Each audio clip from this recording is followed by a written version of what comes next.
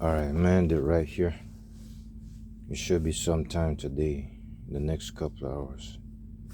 It's about 4 o'clock right now.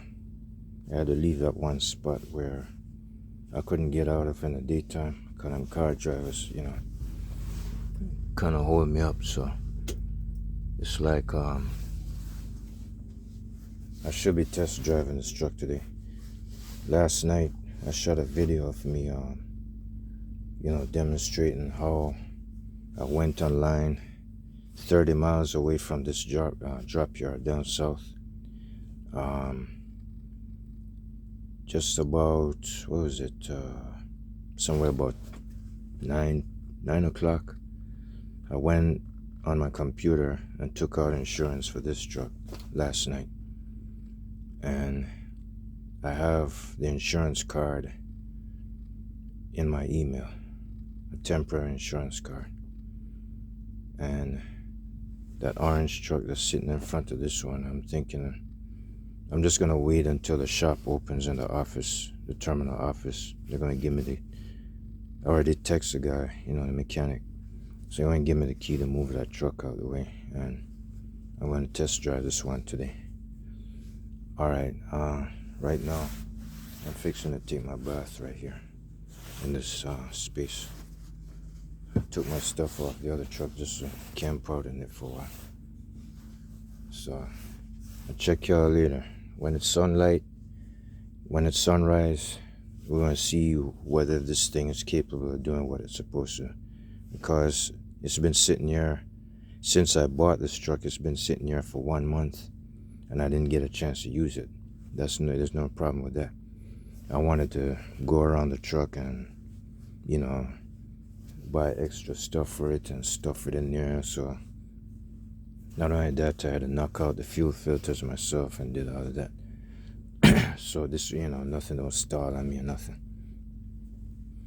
But anyways, that's not my real reason. I want to go around the whole truck no matter what.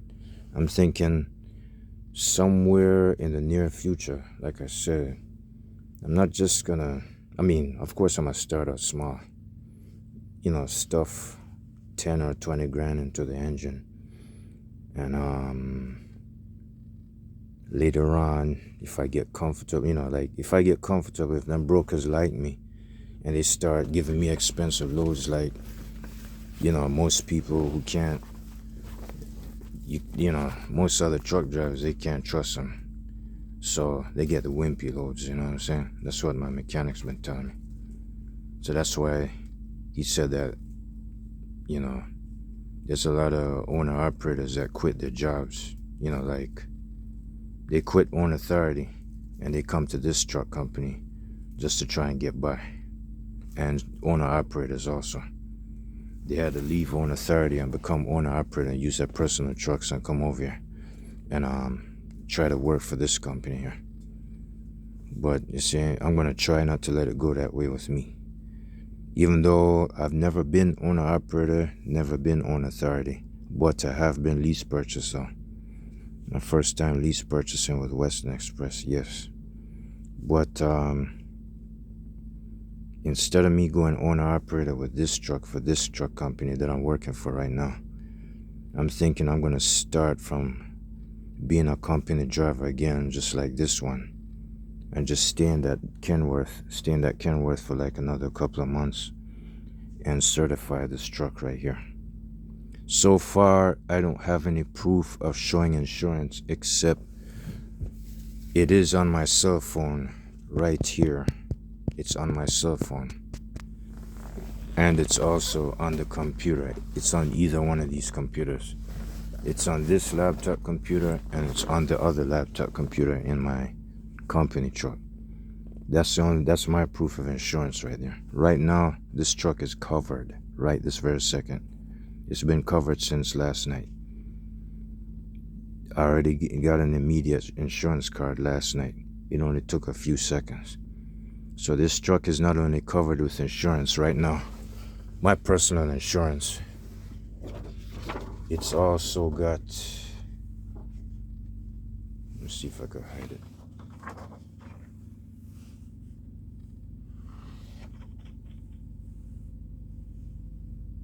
it's also got that.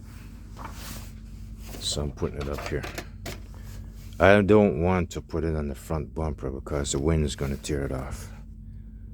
As a matter of fact, maybe I should, yeah. I'm going to have to get me a plastic covering, like a plastic bag or something to go over this. I'm going to organize that tag up front. So that North Carolina tag, it probably doesn't matter. I'm not really going nowhere special. I'm just gonna probably bobtail this truck to the Walmart store, then maybe the Pilot. I'm gonna just float around with it. I'm not gonna fuel it yet. I'm just gonna float around with it and maybe stop at a Walmart and then come to Pilot and then fill it up with fuel. Well, excuse me, not really full it up with fuel because last night I had $530 in the bank account. This morning I got up at 2 o'clock, 2 a.m. You can see why it's dark outside because that was like close to 4 o'clock right there outside. So about 2 o'clock, what was it? I think it was about 2:30 to 3 o'clock this morning. I left Romeoville and came to West Chicago. And I came up here. So it's about 30 miles. So I already dropped the trailer next to me and put the truck right in front of the trailer, and then came in my own personal truck right here. So I'm off for waiting. Let me see, 4, 5, 6, 7, 8, 9, 10. I'm off for wait about 6 or 7 more hours for them to open up the shop in the office.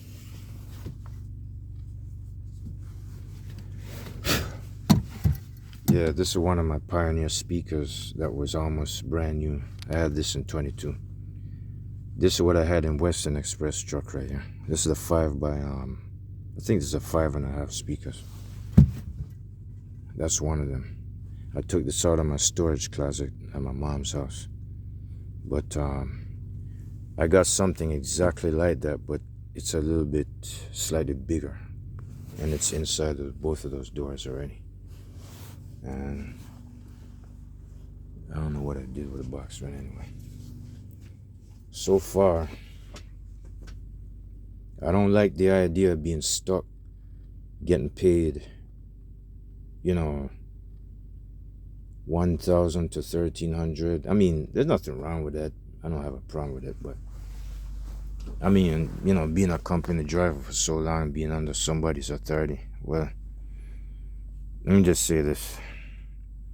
A few things that will help me get by, such as me having 3 to 4 days off a week, like at the end of the week, like on Friday, Saturday, Sunday, and even Monday most of the time.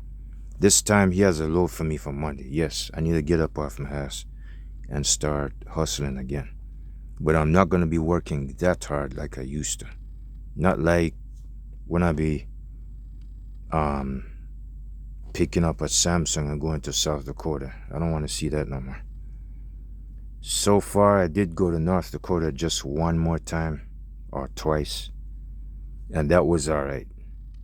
Traveling from Chicago and I-94 through Minnesota, it seems pretty okay. I-80 going west to South Dakota, I don't like it. It's very disgusting. I hate it. I'm going to try not to touch that route one more time, ever. They tore my ass up. They tore up my neck. They tore up the tendons in my neck, and it's gotten bad. It's like, I was not having it nice. But anyways, nowadays my dispatcher's cutting me some slack. My boss used to snap and get friggin' nasty with me, like every once in a while. But he kind of slowed down now. The part that would offend him is like if I turn down a load by accident or something, yes, he would come after me, but just that last time he did not. He sounded pretty soft and very patient and gentle that time. He didn't get rough with me that time. I guess maybe because I bought one of their trucks, they know I'm serious now. Well, anyway, and both of them said I've never been really late for a load or nothing. So, oh, let me tell you what the mechanic said. He said, if I, let's say if I quit this job, just like how I said it, according to how he said it, if I quit this job just like how, if I do, I didn't say I will yet. I will sooner or later, but not right now. If I quit this job and I try to go own authority and things don't work out, he said, I'm welcome to come back to this company. It seemed like I can understand that because the other ones were owner operator and they had a taste of it and they came back. It's possible I might come back, but I don't think so. I would say I'm 80 to 70% sure that I won't come back.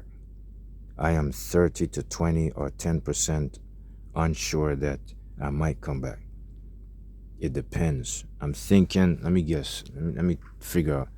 I'm thinking maybe it's because I don't know if the camera might get me in trouble because, I kind of take chances speeding a lot.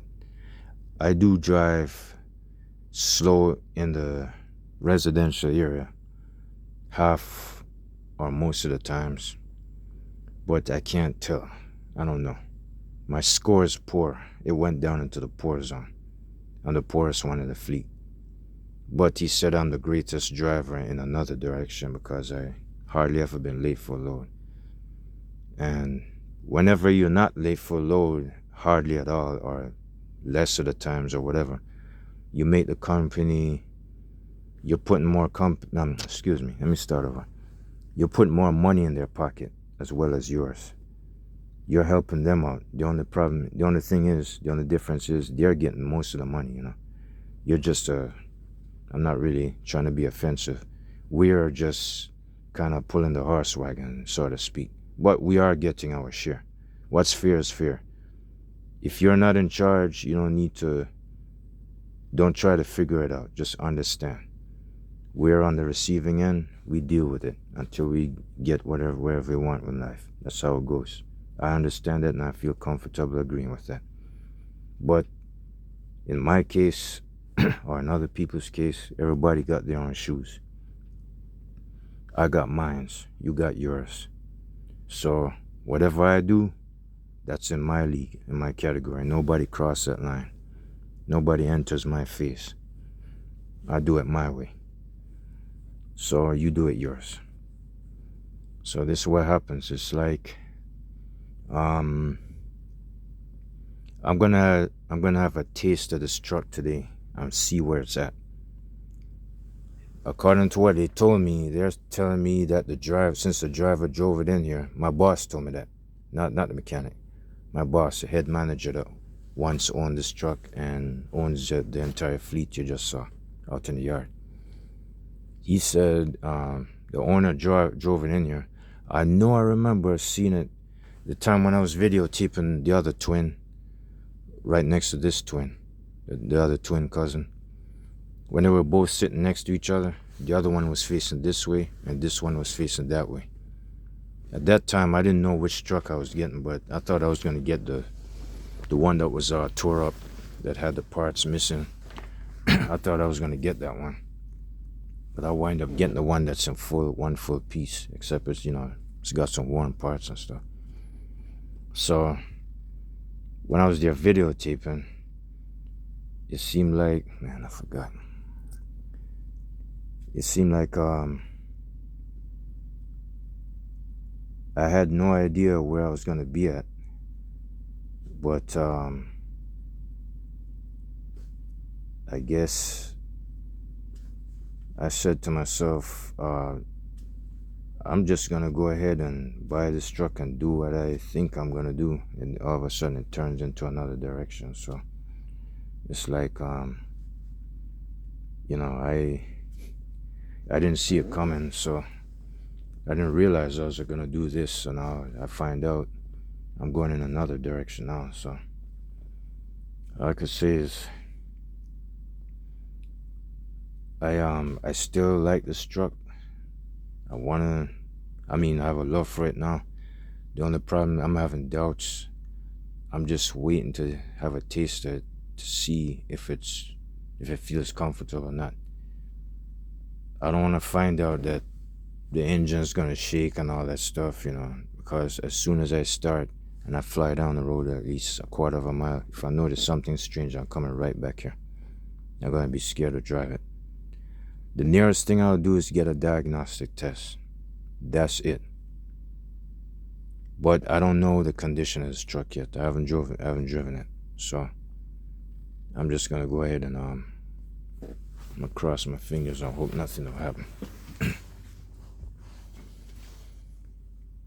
Anyway, excuse me. I guess I want to go back to the point where I might have forgot. I need to sit down. Look, push all this out of the way. My leg's getting kind of burned out. It's like, put it this way. I'm gonna try the fastest way to get extra money. I don't feel like going through this process again, relying upon company paychecks, like stashing away money in my bank account. I'm good at it. My boss know me already. He said it all proud and loud. He said it proud and loud. He knows I like to save money. My mom, she said the same thing. She don't have a problem. Even my brother and sister, yeah, they're saying the same thing too. So yeah, I'm good at that. I've been doing that. I've been I've been practicing that habit since what? Since you could say when you remember when I first bought them 2 motorcycles back in South Florida back in the 1990s. My first motorcycle and my second one. I had a 200 and a 600. I bought them cash. $20 bills only. No 50s, no 100s. I was working at a body shop in Pembroke Pines, Florida, right on Pembroke Road, where you you leave Lauderdale Lakes and go south on 441. You pass, the the I-595 truck stop. The 595 truck stop in Davie. I'm pretty sure y'all truck drivers know that one.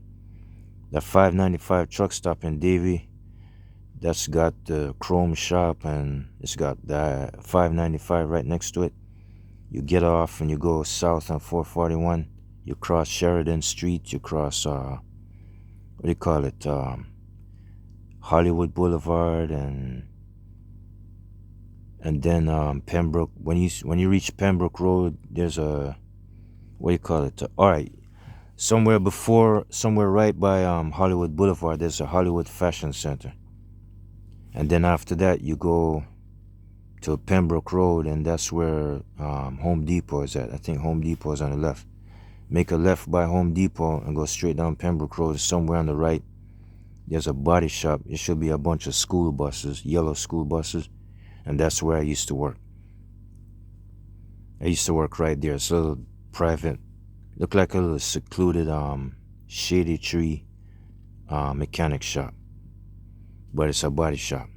That's where I've been, tearing off bumpers, doors, cutting cars in half, welding them back together. Yeah, I got paid. I started out getting paid $150 cash. I used to take the bus to the Hollywood Fashion Center, and I used to walk like half a mile or a quarter of a mile to the body shop.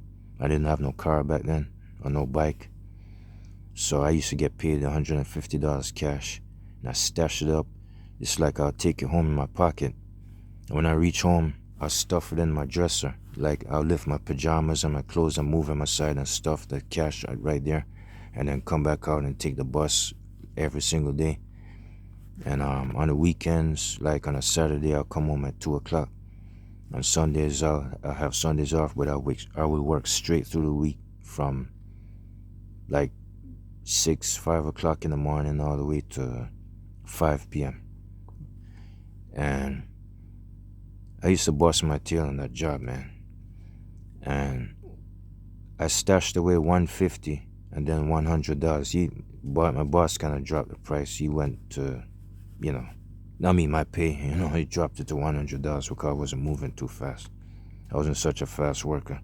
So I stashed the money away and bought my first motorcycle.